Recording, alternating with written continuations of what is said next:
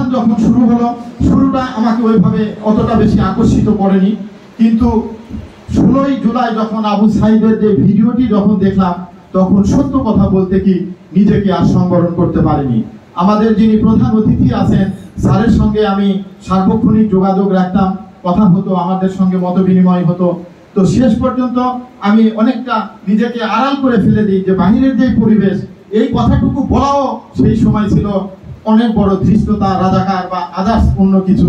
একজন গভর্নমেন্ট কর্মকর্তার পক্ষে এই ধরনের কথা বলার সুযোগ নয়, কিন্তু ভিতরে ভিতরে যেন গুমড়ে গুমড়ে কাঁদতাম।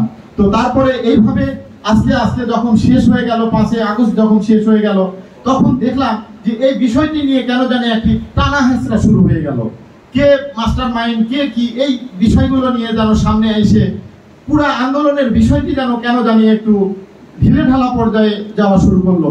তখন আমার মনে হলো, যেটি আমি আমার এই বইয়ের লেখকের কথাতে লিখেছি, আমি অনেক আগে ভারতের মুসলিম রাজত্বের ইতিহাস পড়েছিলাম। সেখানে আমি দেখি যে প্রত্যেকটি ইতিহাসের অসংখ্য অজস্র আপনার বিকল্প, কোনটিতে সঠিক এটি ঠাহর করা খুবই মুশকিল।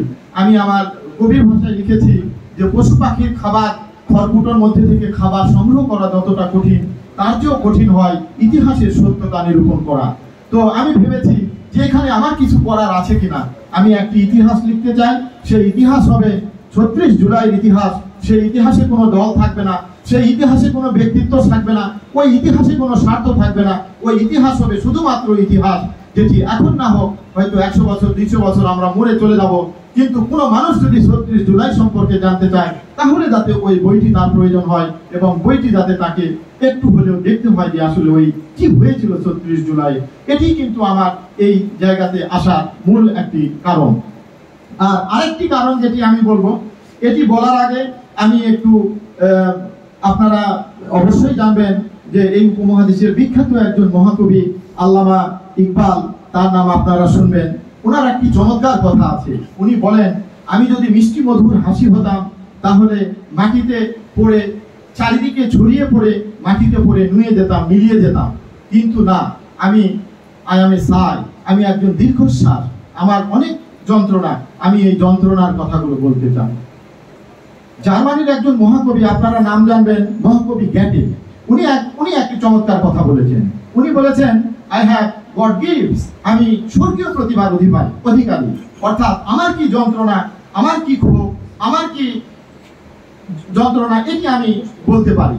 তো এই যে এই দুইটি জায়গা থেকে এই বইটি লেখার আমার অন্যতম কারণ, অর্থাৎ এই বৈষম্য বিরোধী ছাত্র আন্দোলনে আমি অনেকটা আমাকে আন্দোলিত করার অন্যতম কারণ হলো প্রধান অতিথি সহ অনেকেই এখানে আপনারা জানেন, আমি প্রায় 100-র বেশি মোটামুটি ভাইভাতে আমি অ্যাটেন্ড করেছি, 3 বার বিশেষ ভাইভা সহ। এখনো আমি কোনো না কোনো জায়গায় পিএইচডি করার পরে আবেদন করি, এবং একজন 30 বছর বা 25 বছরের শিক্ষার্থী যেভাবে চাকরির অপেক্ষায় থাকে বই পড়ে, এখনো আমি সেই আমার যে অব্যাহতি মানে যাত্রা, সেই 2000 সাল থেকে আজ 2 যুগ পর্যন্ত এখনো আমার সেই অব্যাহত প্রচেষ্টা মানে চলমান আছে।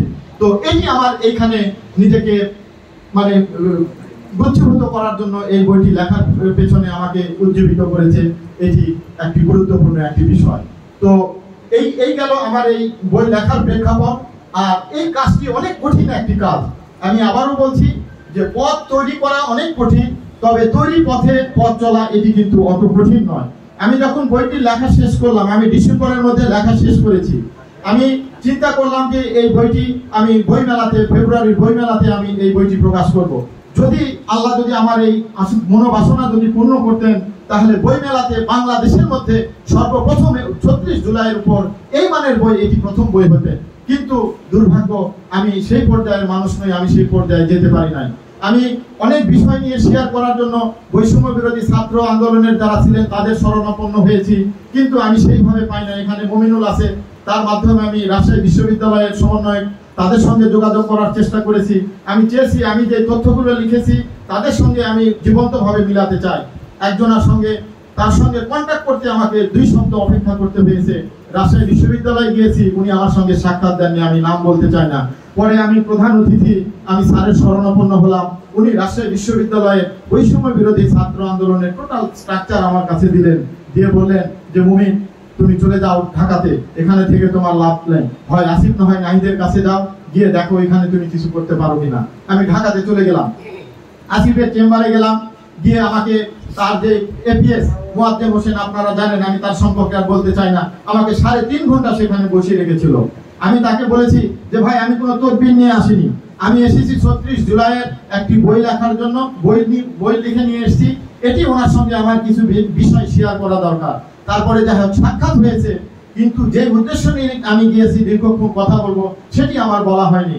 আমি ওনাকে যখন বললাম তখন উনি বলতেছে ভাই আপনি কালকে আসেন, আপনি আমি এবং উপদেষ্টা আমরা 3 জন, আর কেউ থাকবে না, আপনি দীর্ঘ সময় কথা বলবেন। আমি বললাম যে না, ওই চিন্তার মানুষ যদি আমি হতাম তাহলে এই বই আমি লিখতে পারতাম না, আমি আর আসবো না, আমি আর ওখানে যাইনি। পরে আমি আর কারোর সঙ্গেই কথা বলিনি, বিভিন্ন প্রকাশনীর সাথে ঘুরেছি, আমাকে কে দাম দিবে, আমার মতো একজন লেখক কে চিনে বাংলাদেশে, কেউ কোনো মানে আমি কোনো স্থানই পাই নাই। শেষ পর্যন্ত শেষ আশ্রয়স্থল হিসাবে আমি চলে গেলাম আমার দেশ পত্রিকায়। উনি অনেক বড় লেভেলের এখন মানুষ, আপনারা সকলেই জানেন। আমি প্রথম দিনে গিয়ে সাক্ষাৎ পেলাম না, দ্বিতীয় দিন, সরি আমার বক্তব্যটা একটু লম্বা হয়ে যাচ্ছে, তো দ্বিতীয় দিন যখন আমি গেলাম, যাওয়ার পরে যাই হোক অনেক লম্বা কাহিনীর সাক্ষাৎ যখন পেলাম, আমি থিসিস বাইন্ডিং এর মতো টেপ বাইন্ডিং করে নিয়ে গেছি। আমি সাক্ষাৎ পেলাম, পাওয়ার পরে আমাকে ডাকলেন, উনি ঠিক যেভাবে কথা বলেন দেখলাম সামনাসামনি ঠিক একইভাবে, খুব স্টাচি মানুষ, আমাকে বলতেছেন হ্যাঁ ডক্টর আব্দুল মুমিত বলেন। তো আমি কাঁচুমাচু করে বলতেছি স্যার আমি তো জুলাই অভ্যুত্থানের উপরে একটা বই লিখেছি। তো তখন একটু শুনে উনি বলতেছেন বই লিখেছেন, খুব ভালো কথা, তো এখানে কেন যান প্রকাশকের কাছে যান, যে আমার ওই ইয়েটা ফালাই দিলেন টেবিলে আমার দিকে সরিয়ে দিলেন। তো আমি খুব বিব্রতকর অবস্থায় হয়ে গেলাম, মানে আমার স্বপ্ন উনি আমাকে মানে ওখানে আমি কাজ না হোক সেটা ব্যাপার না, তাহলে আমার এই বইটা কি হবে, মানে আমি কোথায় বইটা প্রকাশ করব। তখন উপরে আলাপ স্মরণাপন্ন হলাম, সঙ্গে সঙ্গে আমার মাথার মধ্যে মনে হয় উনি আমাকে একটা সিগন্যাল দিলেন। আমি আরো অনেক লোকজন আছে, লজ্জাও লাগতেছে, এই জায়গা থেকে যদি একজন মানুষকে বের করে দেওয়া হয় কেমন লাগবে। তো আমি খুব লজ্জিত হলাম। পরে আমি বললাম যে স্যার আমি 2টি উদ্দেশ্য নিয়ে আপনার এখানে এসেছি, তার মধ্যে একটি উদ্দেশ্য আমার পূরণ হয়ে গেছে। এইটুকু বলতে উনি বলতেছেন বলেন সেটি কি, বলে সেটি আগে শুনি। তখন আমি বললাম যে স্যার আমার অনেক দিনের স্বপ্ন যে আপনার সঙ্গে সামনাসামনি একটু সাক্ষাৎ করব, এটি আমার পূরণ হয়েছে। এইটুকু যেই বলেছি উনি ঠিক করে হাসি দিয়ে বলছে বসেন। তখন আমার ভিতরে একটি শিহরণ, যা আমার এই 36 জুলাই, এই ঘটনাবহুল 36 জুলাই সম্ভবত এবার আলোর মুখ দেখবে। তারপরে উনি আমার অনেক কথা বললেন, কোথা থেকে পিএইচডি করছেন, কি করছেন, অনেক গল্প করার পরে আমি একটু সাহস পেলাম। আমি বললাম যে স্যার আমার এই বইটি যদি একটু আপনি সম্পাদনা করতেন। তো বলতেছে ভাই আমার তো অনেক কাজ, আমি নিজেই 3টা বই নিয়ে কাজ করছি, তবে আপনাকে আমি রেফার করে দিচ্ছি। তারপরে যাই হোক একজন রেফার করে দিলেন, তার মাধ্যমে একটা প্রকাশকের আমাকে কাছে যেতে হলো, প্রকাশকের সাথে কথা বললাম। এই জগৎটা যে এত কঠিন আমি জীবনে কোনো মানুষের কাছে এতবার কল করিনি। যদি আমি কল করতাম তাহলে আমার মনে হয় এই জায়গাতে দাঁড়িয়ে আমাকে এইভাবে কথা বলতে হতো না। আমি 1-2বারের বেশি আমি কারো কাছে কখনো যাই না, আমাকে অন্তত 1 থেকে 150 বার তার সঙ্গে কথা বলতে হয়েছে। অন্তত 100 বার উনি আমাকে ওয়ার্ড দিয়েছেন যে এই দিচ্ছি এই দিচ্ছি এই দিচ্ছি, বলতে বলতে বইটি আমি এই জুলাই মাসে আমাকে এই বইটি আমাকে হাতে দিয়েছে। তো যাই হোক অনেক লম্বা এই কাহিনী আমি সংক্ষিপ্ত পরিসরে এখানে শেষ করলাম। আর বইয়ের কথায় যদি আমি একটু বলি, যে বইটাতে একেবারে কোনো রকম কোনো রাজনৈতিক নয়, কোনো রকম কোনো ব্যক্তি বর্গের কোনো ইচ্ছা নয়, একেবারে সাবলীলভাবে যা কিছু ঘটেছে সেটি আমার এই বইয়ের মধ্যে আমি তুলে ধরার চেষ্টা করেছি। আর বইয়ের শুরুতে আপনারা দেখবেন যে প্রত্যেকটা দিনের যে ঘটনার শুরুতে আবহাওয়ার বিষয়টাকে নিয়ে আসা হয়েছে। যেমন আমি যদি বলি 17 জুলাইয়ের কথা যদি বলি, আর প্রত্যেকটা বর্ণনার আগে একটা হেডিং দেওয়া আছে, যেমন আপনজন হারানোর বেদনা। অর্থাৎ 16 জুলাই যখন আবু সাইদ সহ 3 জন যে মারা গেলেন, প্রধানমন্ত্রী তখন বললেন যে আপনজন হারানোর যে কি ব্যথা সেটা আমার চেয়ে কেউ বেশি জানে না। এই যে বিষয়টি, এই বিষয়টিকে হেডলাইন করে ওই দিনের ঘটনা দেওয়া হয়েছে। এবং শুরুটা দেওয়া হয়েছে শ্রাবণের আকাশে গ্রীষ্মের মতো রোদ, অসহ্য গরম, ভ্যাপসা পরিবেশ। আজ পবিত্র আশুরা, মুসলিম জাতির জন্য হৃদয় বিতরক ও শোকের দিন। গোটা সংস্কার আন্দোলনের জন্য আজকের দিনটি বেশ ঘটনাবহুল।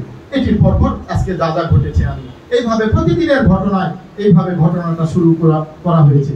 মঞ্চে রাজনৈতিক নেতৃবৃন্দ আছেন, আপনাদের স্বভাবতই প্রশ্ন আসতে পারে তাহলে এই বইটিতে কি জামাতের কথা, বিএনপির কথা কেউ নেই? শুধু কি বৈষম্য বিরোধী কাজ করেছে, আমরা কি কিছুই করি নাই? আমি কিন্তু শুরুতেই বলেছি যে যিনি আমাদের আজকের অনুষ্ঠানের প্রধান অতিথি উনি নিজেই কিন্তু যুদ্ধ করেছেন, তার ছবিও আমি বইয়ের মধ্যে রেখে দিয়েছি। কাজে এই প্রশ্ন থাকার আর কোনো সুযোগ নয়। তারপরেও আমি সকলের জ্ঞাতার্থে দুটি লাইন আমার বইয়ের একটু আমি আপনাদের সামনে উপস্থাপন করতে চাচ্ছি। পাতা 109 এবং পাতা 110, অর্থাৎ 16 জুলাইয়ের লেখা। সেইখানে আমি লিখেছি, এদিকে আন্দোলনকারী শিক্ষার্থীদের উপর ছাত্রলীগের হামলাকে রাজনৈতিক ইতিহাসে জঘন্যতম ঘটনা বলে মন্তব্য করেন বিএনপি মহাসচিব মির্জা ফখরুল ইসলাম আলমগীর। তিনি দেশবাসীকে শিক্ষার্থীদের পাশে দাঁড়ানোর আহ্বান জানান। অন্যদিকে আজ থেকে সর্বাত্মকভাবে রাজপথে থাকার অঙ্গীকার ব্যক্ত করেছেন জাতীয়তাবাদী ছাত্র দল। আমি এটা রেফারেন্সও দিয়েছি 3, এই 3 মানে প্রথম আলোর রেফারেন্স। এরপরের কথা, একই ঘোষণা নিয়ে রাজধানীর শাহবাগ চত্বরে বিক্ষোভ মিছিল ও সমাবেশ করেছেন ইসলামী ছাত্র শিবির। সারা দেশে আন্দোলনকারী শিক্ষার্থীদের উপর ছাত্রলীগের সশস্ত্র হামলার প্রতিবাদে ছাত্রলীগের বিরুদ্ধে ঐক্যবদ্ধ প্রতিরোধ গড়ে তোলার দৃঢ় প্রত্যয় ব্যক্ত করেন তারা। রেফারেন্স হয় নয়া দিগন্ত। এইভাবে প্রত্যেকটি জায়গাতে যার যেখানে আপনার জাতিসংঘ, অ্যামনেস্টি, বিভিন্ন মানবাধিকার সংস্থা বিশ্বের বিভিন্ন দেশে কিভাবে এই আন্দোলনকে সাপোর্ট দিয়েছে, এবং ভারতের ছাত্ররা পর্যন্ত পশ্চিমবঙ্গের তাদের একটা চমৎকার ডায়লগ দিয়েছে। আমি এটি একটু স্লোগান দিয়ে শেষ করতে চাচ্ছি। সেটি হলো যে তারা তাদের আন্দোলনের একটা ডায়লগ, সেটিও আমার বইয়ে আছে, যে মোদির পোষা হাসিনা তোমায় ভালোবাসি না। এটি কিন্তু ভারতের ডায়লগ, ভারতের ছাত্রদের। তো এইভাবে এই বইটিতে একদম শুরু থেকে শেষ পর্যন্ত অসংখ্য স্লোগান এবং বিভিন্ন বর্ণিল যে প্ল্যাকার্ড থেকে শুরু করে বিভিন্ন দিবস ঘোষণা থেকে শুরু করে সবকিছু চমৎকারভাবে তুলে ধরা হয়েছে। আশা করি এই বইটি আপনাদের অনেক ভালো লাগবে যদি 36 জুলাই সম্পর্কে জানতে চান।